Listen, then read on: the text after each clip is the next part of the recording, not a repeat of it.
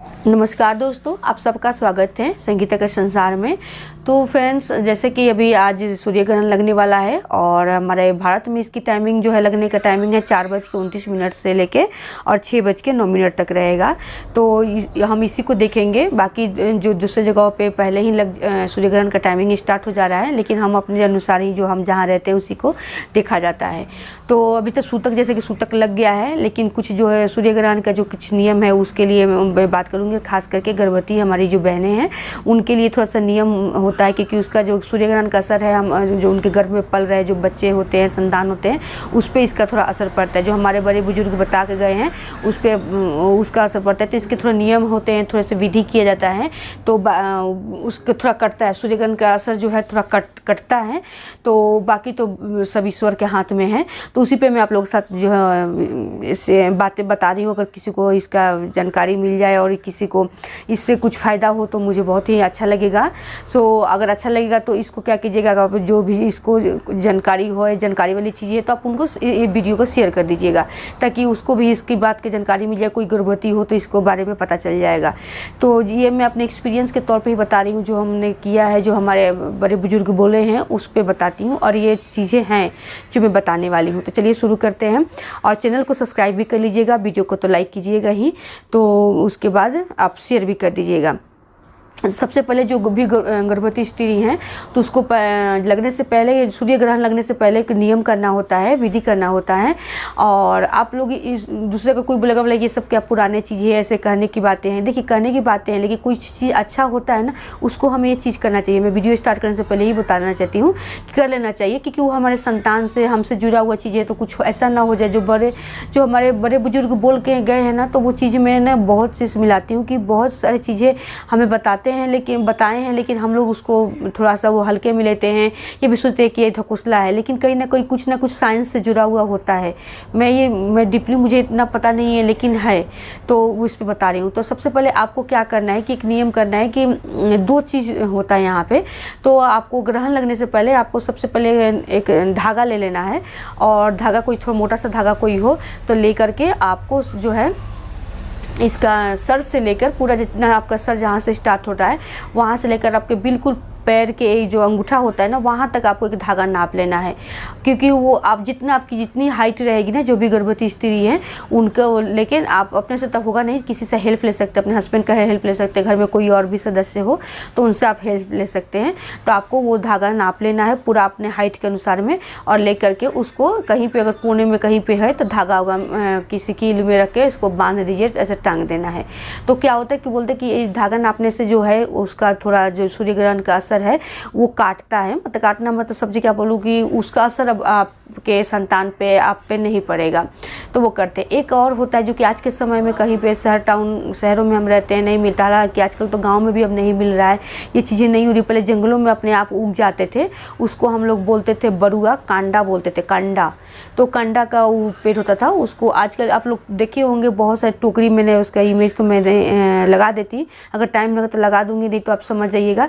तो उसके जो लकड़ी होती है ना, उस कांडा का वो बड़ा प्लेन सा होता है, उसको भी लेके ना पहले के समय में गांव में होते थे, तो उसको भी जैसे धागा नापते हैं ना, उसको भी बिल्कुल जितने जो स्त्री होगी ना उसके हाइट का बिल्कुल नाप के, और फिर उसके बाद अगर बड़ा हो तो वहाँ से तोड़ देते हैं, उसके हाइट के अनुसार रख के, और फिर किसी घर के कोने में खड़ा कर देते थे। अभी भी करते हैं, गांव में जहाँ मिलता है अभी भी करते हैं। तो इससे भी विधि होती है। अगर वो अभी नहीं है तो धागा का भी कर सकते हैं, धागा भी किया जाता है, धागा भी करते हैं, तो धागा का कर देना है। दूसरी बात अब ये हो गया। दूसरी बात होता है कि हम मतलब कोई 2 घंटे है, जैसे अभी तो 2 घंटे के आसपास में हो जा रहा है, तो 2 घंटा तक कोई तो आप बैठना इसमें मना रहता है, गर्भवती स्त्रियों को बैठना मना रहता है।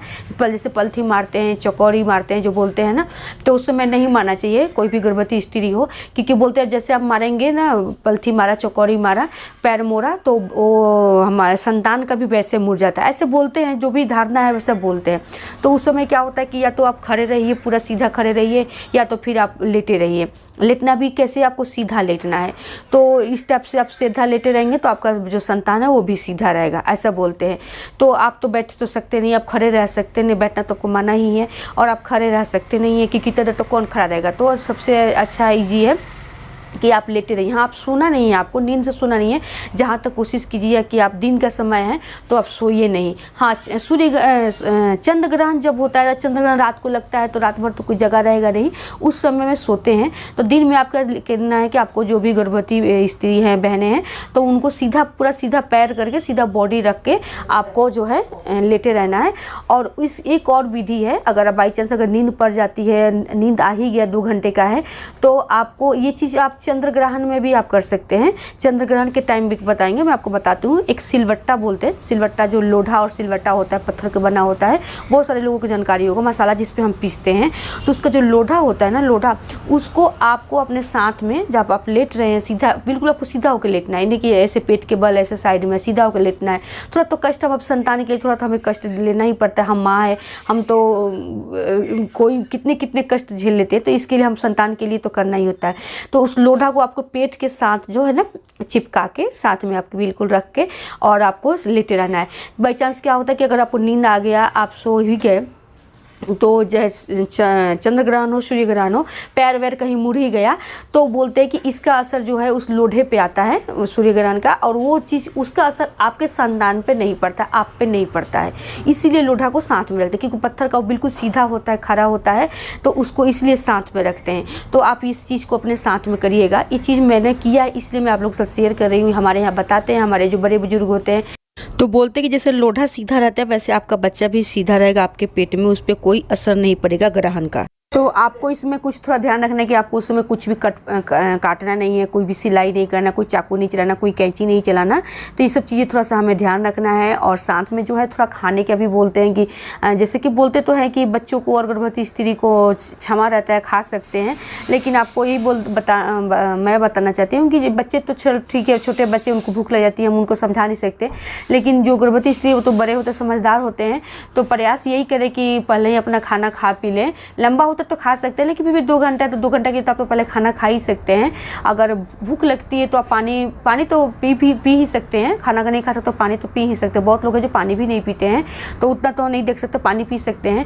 फिर भी अगर भूख लगे तो आप खा सकते हैं, लेकिन अगर ना खाए तो ही अच्छा। प्रयास कीजिए कि ना खाएं, 2 घंटे का पहले ही खाना पीना खा पी लीजिए, और पानी पीते रहिए, पानी पीजिए। पानी में कोई दोष नहीं है, बच्चों के लिए भी। अब बड़े जो दूसरे लोग जो होते हैं, जो मतलब ऐसी जो गर्भवती स्त्री और बच्चे को छोड़ा के बाकी लोग तो प्रयास करते हैं कि पानी ना पिए, खाना ना खाए। खाना तो खाते नहीं है, पानी भी ना पीने की कोशिश करते हैं, ऐसा होता है। लेकिन जब लंबा होता है तो पानी लोग पी लेते हैं, ऐसा कुछ नहीं है। तो बस यही चीज़ जानकारी था। मेरे जो भी बहनें हैं, जो गर्भवती बहनें हैं, जो भी अगर उनको ये जानकारी लगा तो कमेंट करके ज़रूर बताइएगा कि मेरी इस जानकारी से आपका कोई हेल्पफुल हुआ, तो मुझे बहुत ही खुशी मिलेगी कि मेरे जो मेरे जानकारी थी मैंने शेयर किया तो किसी के काम आया।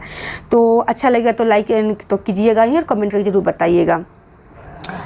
और उसके बाद जब ग्रहण ख़त्म हो जाएगा तो आप उसके बाद जो भी अपना हाथ धोवा लीजिए, नहा धोवा के फिर आप कुछ खा पी लीजिए।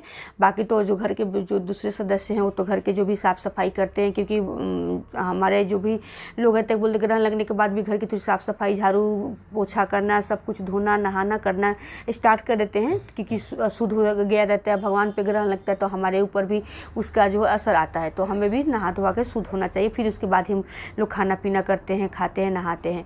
तो कीजिएगा और प्रयास कीजिएगा कि ऐसा है। और बाकी ये सब चीज़ तो जानकारी थी। तो चलिए मिलते हैं कि नई वीडियो बनाई जानकारी। नमस्कार।